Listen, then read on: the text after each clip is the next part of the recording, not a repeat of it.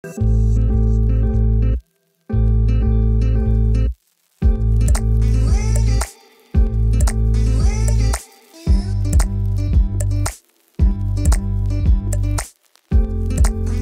à tous, bienvenue au cœur de l'extrême. Alors, deuxième émission depuis la Silkway 2017 entre Moscou en Russie et Xi'an en Chine. Cette deuxième émission, elle est 100% chinoise. Aujourd'hui, on va suivre la 8e étape de la Silkway, mais qui est vraiment la première étape chinoise. On débute un peu le désert de Gobi, donc le sable arrive, les dunes arrivent. Ça va être très très sympa. Le long de cette émission, on va aussi s'intéresser beaucoup au classement, aux pilotes. On va aller notamment voir la team Peugeot qui a forcément des choses à montrer puisqu'ils sont ici en force avec 3 pilotes. On ira voir aussi les camions, les mécaniciens. Bref, on se retrouve tout de suite après le générique en direct de la piste.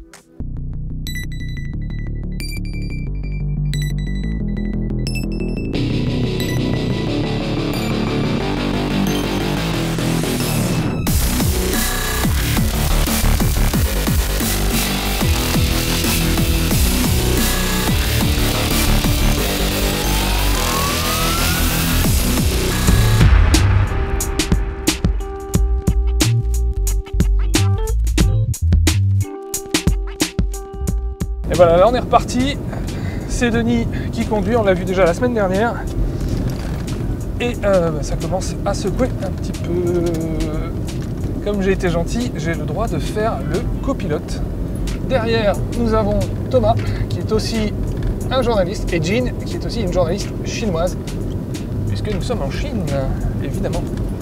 Et donc là on reprend, en fait on s'est arrêté, on a fait pas mal d'images, chacun pour nos médias respectifs.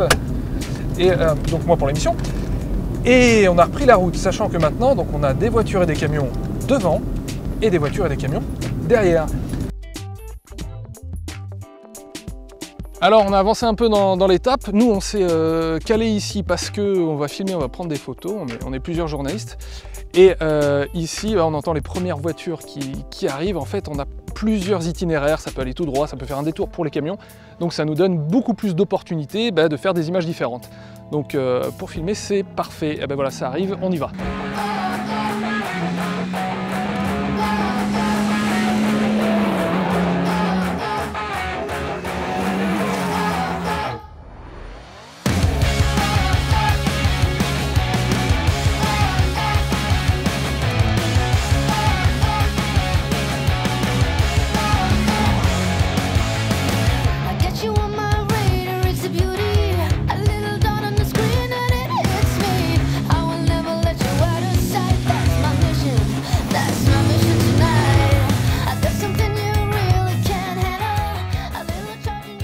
Alors là, on a perdu notre point de navigation, on est un peu trop large, mais comme Denis est magnifique, il va nous ramener à la maison avec des pelles et des pioches. Donc voilà, là, Denis est en train de dégonfler les pneus. On n'arrivera jamais nulle part, c'est sûr, on va mourir ainsi. De manière à accrocher un peu plus le sable en fait. Et ça aurait été pas plus simple de prendre un 4x4 par exemple, pour pas avoir ce genre de problème? Est-ce que je me taise? Non. Heureusement, Denis a le sens de l'humour. Donc, Denis vient de nous avouer qu'on pouvait partir en tonneau sur cette descente qui est un peu imposante. Alors, c'est un classique dans ces descentes. Dans l'absolu, moi ça m'embêterait. Hein. Bien sûr, mais pour l'émission, ce serait top quand même. Au cœur de l'extrême, Denis.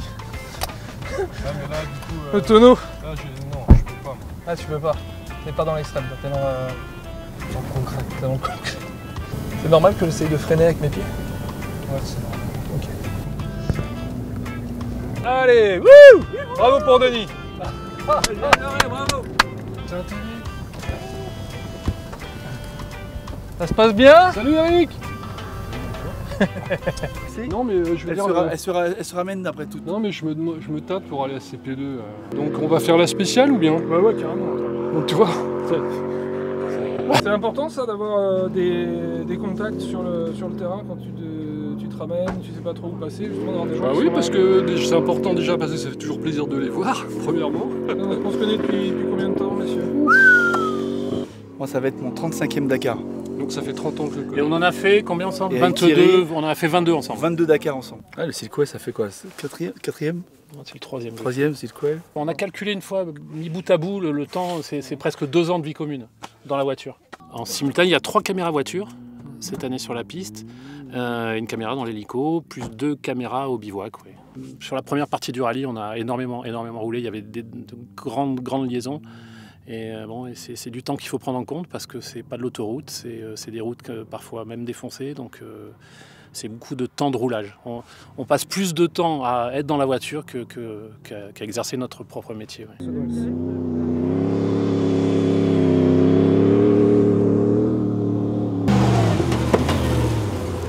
Bon, ça vous plaît d'être là toute la journée au milieu de nulle part? On est pas mal. On est pas mal quand même. On est pas mal.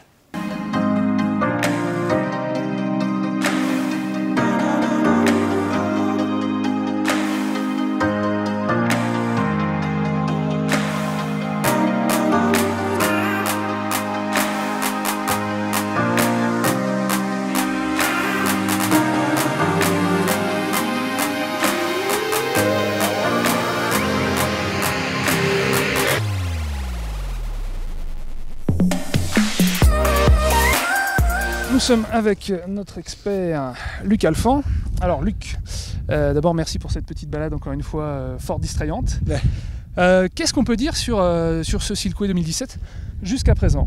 Le départ de Moscou, on a vu une armada Peugeot très en forme et tout de suite aux avant-postes. Oui, bah, c'était clairement les favoris de cette course. Peugeot a depuis quelques années sur le Dakar et même ici au Silkoué l'année dernière prouvé que c'était d'abord l'équipe de pointe. La vraie usine engagée. Et avec et des voitures rapides et des équipages voilà, au top niveau. Quand on a dans son équipe Peter Hansel et Cotterêts, parce qu'il ne faut pas oublier les copilotes, hein, Després, Castera et puis Loeb et Lena, ça fait quand même déjà ça fait 3 paires qui marchent super bien avec une voiture qui est vraiment efficace. Donc clairement ils étaient les favoris. Derrière on avait des bons outsiders. Avec l'équipe Mini, avec Al Raji, avec il y avait Toyota aussi qui avait qui avait Beck Motors finalement avec Christian Lavieille et les Chinois, mais techniquement je pense que Peugeot avait un très bel avantage. Après il y a la course. Voilà. Et Après, ça ne se passe pas comme on imagine forcément. Jamais, parce que à la place de Bruno Fama qui est le team manager, on ne peut pas dire à ses pilotes on va ranger les voitures dans ce sens-là. Donc déjà il faut essayer de gérer, j'allais dire, la bataille sportive interne. Et le premier à craquer à ce jeu-là, c'est l'expérimenté Stéphane. Bizarrement, c'est celui Ouais, qui bizarrement, et c'est celui qui a la plus grosse fiabilité sur les 15 dernières années. Et il se trouve que, je ne sais pas s'il a un chat noir kazakh qui le poursuit, Stéphane Oui, parce Peter qu'en Hansel. fait, Stéphane est parti en tonneau Voilà. quasiment, ou même Jour pour jour. un an, jour pour jour, après, Exactement. son tonneau de l'année dernière. Voilà, donc c'est dingue. Et puis dans une zone géographique pas si éloignée, donc il y a un mauvais chaman là, qui lui tombe dessus. Donc voilà, Stéphane Peter Hansel est le premier à partir à la faute, parce qu'il roule aussi à un rythme très soutenu, qui est dû à l'arrivée aussi de Sébastien Loeb. Parce que depuis que Sébastien Loeb est dans le rallye raid, je peux vous dire que le cran il est monté. Donc voilà, Stéphane est le premier à craquer, 2 tonneaux. Et résultat, Il en reste 2. Sébastien prend la tête de la course. Sébastien prend et la tête. aligne des chronos sur chrono. Enfin, il va Voilà. très très vite. Et il continue vraiment d'enfoncer le clou jusqu'à avoir 1 heure d'avance. 1 heure d'avance sur Cyril Després, c'est beaucoup. Et là, on arrive en Chine à ce moment-là. À peu près. Et là, on arrive en Chine. Et là, voilà, l'équipage Elena Loeb craque à son tour. Et je pense que c'est un fait de course, parce qu'on ne peut pas dire à quelqu'un ok, il faut vraiment que tu gères. Et c'est là où peut-être que Sébastien Loeb, qui a maintenant tout le bagage pour gagner en rallye raid. Il passe les dunes. Elena, il a beaucoup progressé en navigation. L'équipage était clairement prêt pour gagner ce Silkoué cette année. Et savoir gérer ou savoir rouler doucement une étape, je pense que c'est pas encore dans la mentalité de Sébastien Loeb. Même dans l'ADN de Mais Sébastien. c'est pas ce que fait Sébastien. Là, il fait du rallycross en ce moment, le championnat du monde. Et là, c'est des courses de 3 minutes, 4 minutes où on est à 105%. Et là, en rallye raid, malheureusement, il faut arriver à faire des journées, à se mettre dans la roue par exemple, de Cyril Després et de rouler doucement, enfin plus doucement. Et ça, il l'a pas encore. Et ils ont fait une erreur hors piste, ils tapent, ils se blessent à la main et ils sont obligés d'abandonner.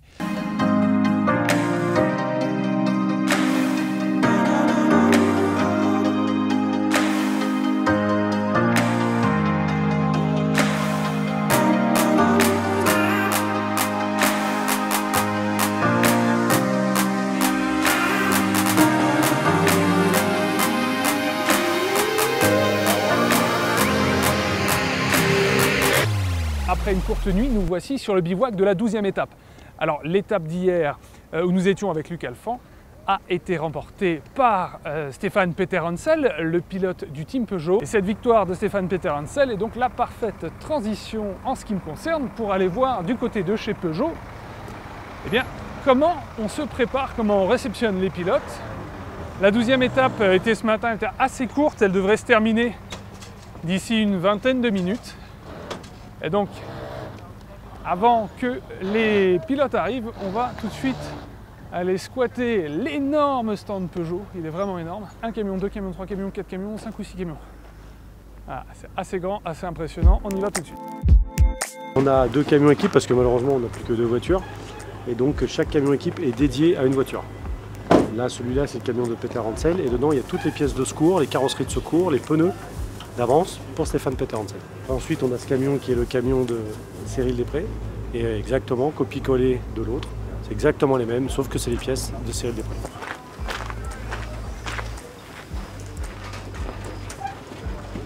Ici, on a toutes les pièces châssis des voitures, les pièces électroniques, les pneus utilisés pendant la course. On va pouvoir remettre ou échanger ou pas échanger justement. Après ensuite on a les pièces un peu plus typées triangle, un peu plus SDF, suspension direction frein. Et en haut on a un coffre-toit ici, où ici il y a toute la petite carrosserie de la voiture. On remet bien souvent des pneus neufs à chaque assistance parce qu'on ne sait jamais. On voit que les pneus ont roulé, mais ils peuvent très bien avoir des comme ça, hein, des petites coupures. Là. Bon, ça a priori c'est pas dangereux, mais on va pas laisser repartir une voiture, ça va faire 300 km avec ou 400 km de spécial avec un pneu comme ça. Donc on repart sur du neuf, et ces pneus là, généralement on les réutilise pour les séances d'essai. Là, je te disais tout à l'heure, la partie carrosserie, là donc on a un capot arrière, donc forcément, volume. Le problème, cette voiture là ça rentre, et la voiture de Sébastien, ça rentre plus. En tout on a 5 porteurs. Donc 3 camions équipes pour nos 3 pilotes, un camion atelier et un camion dit logistique, mais aussi moteur. Dedans il y a des pièces moteurs et après il y a une partie logistique, sèche-linge, machine à laver pour nettoyer les affaires des pilotes. Mon but à moi, c'est que ça fonctionne pareil qu'à l'atelier pour les mécaniciens et que les pilotes soient comme à la maison.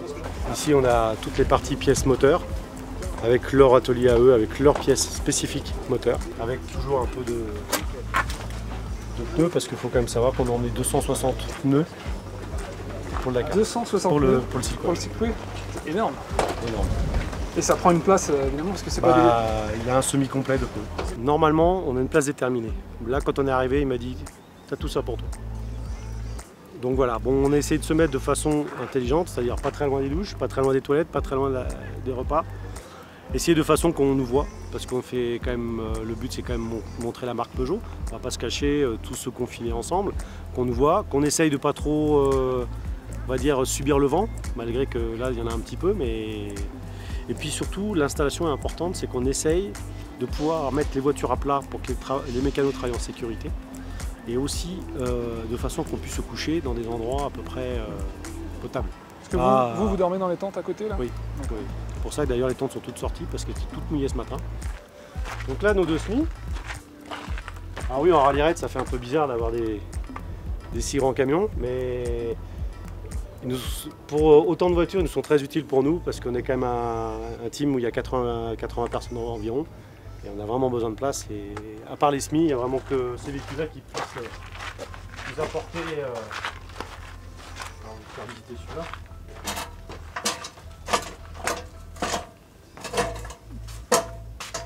Voilà, cette semi, malheureusement, elle transporte la voiture qui est de Sébastien et de Daniel.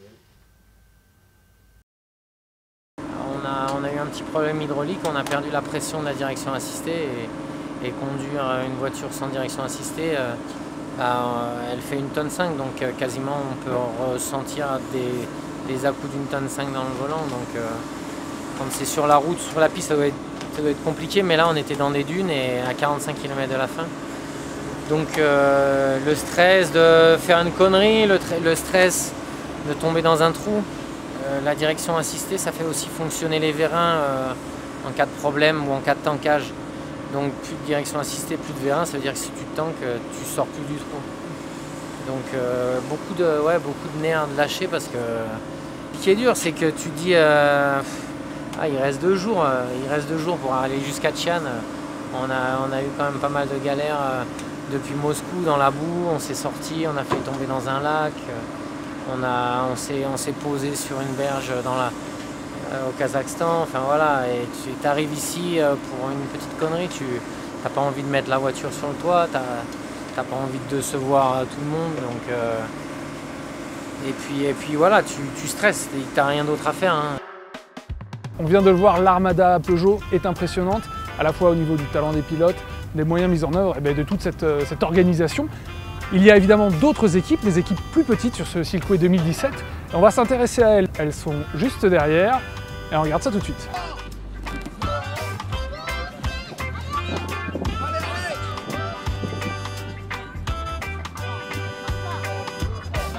Donc ce matin, au départ de la liaison, au bivouac, le moteur commençait à fumer. Ça fait plusieurs jours qu'on sait qu'on a un problème sur ce moteur-là, un cylindre. Et donc au kilomètre 15 à peu près, on s'est aperçu que c'était a priori pas réparable. Et donc on a chargé la voiture sur le camion balai au kilomètre 29 et on l'a récupéré tout à l'heure. Comme la voiture, le moteur n'est pas en état de tourner, on a été obligé de la pousser. Et il s'avère que on s'adapte aux conditions chinoises. Donc voilà, dans cette container qui est derrière nous, il y a un treuil mais qui n'est pas assez puissant pour pouvoir monter la voiture jusqu'en haut. Et donc on a réuni toutes les bonnes volontés du type pour la pousser avec à chaque fois un peu plus d'élan pour arriver à la monter jusqu'en haut. C'est une journée un petit peu partagée pour nous parce qu'elle a commencé en effet par cette panne moteur. Mais elle s'est terminée plutôt avec de très très bonnes nouvelles puisqu'on gagne la spéciale aujourd'hui avec Christian Lavieille et on finit 4e avec notre deuxième pilote chinois et voilà, ça nous permet d'être 3e au général et 7e aujourd'hui, donc voilà, ça vient bien compenser la déception de ce matin. Hier on a eu un petit problème technique, on avait perdu le contact avec le 2e et 3e place. Menzi nous avait mis plus de 10 minutes. En fin de compte, aujourd'hui, retournement de situation, beaucoup de sable, compliqué, de navigation.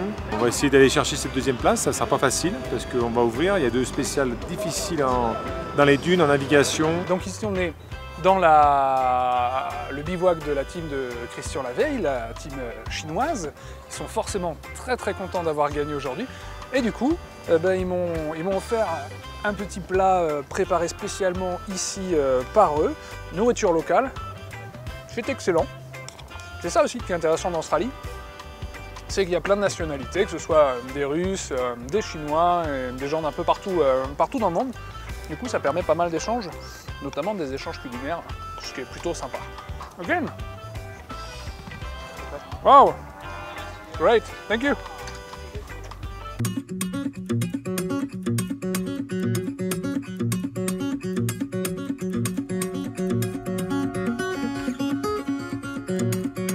On vient de quitter le bivouac, on se retrouve sur la piste pour la 13e étape, donc l'avant-dernière avant l'arrivée à Xi'an.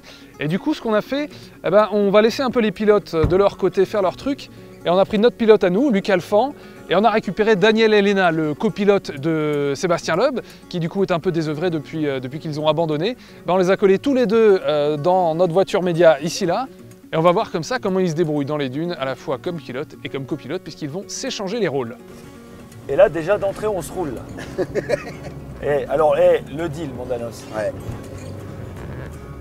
Attends. C'est que les herbes à chameau, tu les assures. Bordel, il se prend pour l'homme. Eh ouais, putain. Le dernier qui m'a mis une cartouche, c'est l'homme. Hein. C'est vrai. Ouais, Contourner, aller chercher. Mais là, parce que faire gaffe, dans la montée, les herbes à chameau, elles vont nous faire chier.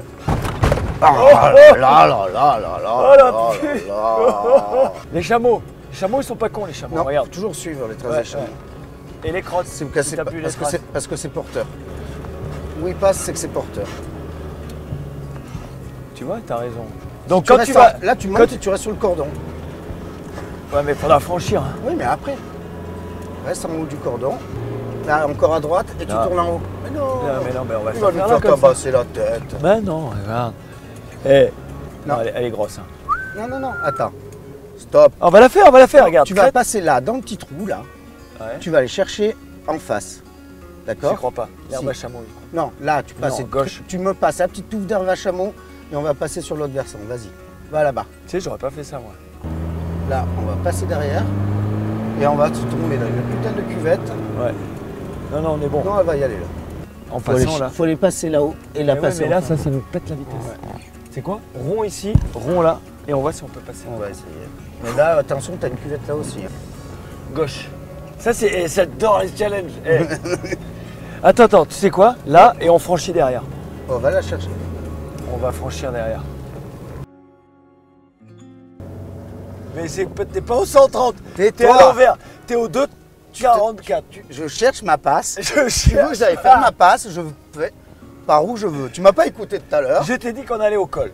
Hein? Oui, ben on y va y aller au col. Il faut que tu prennes tous les petits plateaux. Oh l'enculé! Mais non, Mais faut remonter. Hein? Oui. Remonte. Et là, tu franchis. Non, tranquillou, elle y va. Non, tout droit.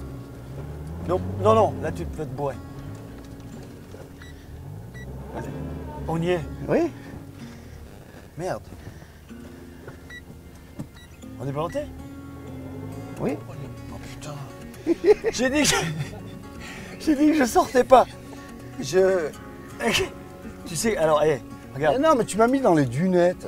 Là, mais c'est dur. Le plus dur, c'est les dunettes. Mais là, c'est le capot. Pourquoi dans le ciel? Ben, c'est pour les images.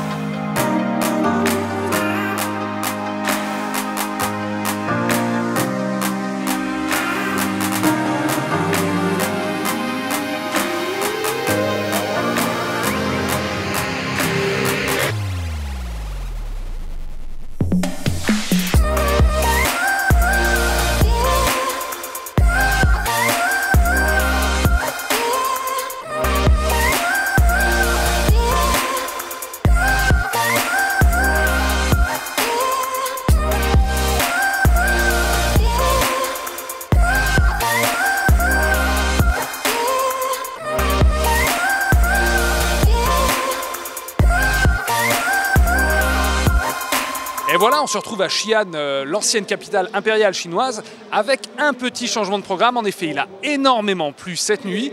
Et la dernière épreuve de ce Silkway 2017, donc la 14e qui devait avoir lieu ce matin, c'était une spéciale de 100 km qui aurait pu creuser quelques écarts ou amener un petit peu de changement dans le classement, a été annulée malheureusement. Les conditions climatiques ont rendu impraticable tout le parcours de cette étape. Et donc, le classement final, c'est celui qu'on avait déjà hier lorsque nous étions au bivouac, à savoir une victoire de la team Peugeot Sport avec Cyril Després et puis aussi de l'excellente deuxième place de Christian Lavieille. Justement, on va aller les voir pour savoir, eux, quel est leur sentiment sur ce palmarès. C'est jamais simple, hein. On a vu, Peugeot Sport, on est là avec 3 voitures. Il y en a 2 qui s'éliminent quasiment sur des erreurs de pilotage. Et en fait, il reste Cyril qui gagne, donc c'est quand même on s'aperçoit que c'est une course compliquée. Et bravo à Peugeot Sport et surtout bravo à Cyril qui a vraiment assuré un super boulot. Après, de mon côté, il y a une petite frustration. Terminer 5e, c'est parce qu'on cherche au départ d'une course, mais c'est pas grave. Ça veut pas trop sourire le Silkway pour moi, mais en tout cas, c'est pas pour autant qu'on sera pas là l'année prochaine. Si on a l'occasion, j'espère qu'on sera à nouveau au départ l'année prochaine. C'est une belle récompense pour toute l'équipe déjà, parce que c'est eu un gros investissement en début d'année. C'est une structure qui est complètement nouvelle. C'est un investissement sur long terme. C'est vrai qu'on gagne le Takima à Cannes il y a un mois. On revient sur les mêmes terres, on fait deuxième au Silkway. C'est vrai que c'était pas simple au début. Début de course c'était compliqué, en Russie, dans la boue. On a des très bons pneus, mais on n'a pas des pneus qui étaient adaptés pour ces conditions de piste. Et on avait du mal à rester au contact. Après on a fait 2-3 erreurs un peu au Kazakhstan. Après on a su revenir un peu au contact et on a eu un petit problème mécanique il y a 4 jours aussi qui nous a refait perdre un peu le contact pour le podium. L'objectif c'est vrai que c'était le podium. Puis il y a eu 2 journées compliquées où l'expérience a payé aussi, on a attaqué. C'était très cassant, physiquement il fallait tenir le coup aussi. Voilà, bon, ça payait. Hier on a mis la pression au deuxième et bon, la réussite est là, c'est la course. Bon, elle a un goût différent cette victoire, oui, parce qu'il y a un peu plus d'expérience. On a commis un peu moins d'erreurs, on a gagné un petit peu plus de vitesse avec David, mon copilote. Et c'est une victoire, quoi. Il faut toujours se battre contre d'autres, se battre contre les éléments, la steppe en Russie, les dunes dans le désert qui nous attendaient en Chine. Enfin voilà, c'était un vrai dur rallye. Et la 12e étape, celle qui t'a vu revenir vraiment à la force des bras quand tu as eu ton problème de direction assistée, est-ce que tu y repenses aujourd'hui et ça donne un petit côté particulier à cette victoire? Ouais, de toute façon, toutes les victoires qui ne se passent pas comme on l'imagine sur le papier, avec plein d'aléas. La 4e étape, on s'est jeté dans un petit lac, on a cru que la course était finie et puis on a réussi à repartir. On s'est posé 2 jours plus tard et on a réussi avec un coup de corde à continuer la course. Encore dans les dunes, à la force des bras, finir sans direction assistée. C'est les aléas de la course d'un rallye raid qui dure 15 jours. Et il ne faut jamais baisser les bras, toujours y croire. Et ça marche, quoi. Voilà la preuve. L'an dernier, certains pensaient que c'était par hasard, qu'on avait gagné. On confirme une 2e année cette année en étant régulier, en montrant qu'on avait la vitesse. Donc ouais, hâte de me reposer déjà parce que ces 15 jours ont été un peu pénibles. Depuis aujourd'hui, voilà, on commence à accuser le coup. Mais d'ici 2-3 semaines, l'entraînement continuera pour être prêt pour le mois de janvier, le Dakar. Et avec la nouvelle 3008 DKR Maxi, on sera d'attaque, c'est sûr. Et c'est ainsi, sur ces bonnes paroles, que l'on se quitte et qu'on termine cette série de 2 émissions consacrées à la Silkway 2017. On est ici dans la salle de presse, je suis avec mes collègues photographes et réalisateurs. Ici, c'est Josh. Et donc je vous donne rendez-vous la semaine prochaine, toujours au cœur de l'extrême, et cette fois-ci on sera à Los Angeles où je me suis intéressé à la culture de la glisse dans la ville californienne. On y parlera BMX flat avec Bo Wade et également on s'intéressera à la création du skateboard. On ira visiter les lieux mythiques et on ira rencontrer quelques-unes des figures de proue du skateboard à Los Angeles et notamment à Santa Monica. Alors je vous donne rendez-vous la semaine prochaine au cœur de l'extrême.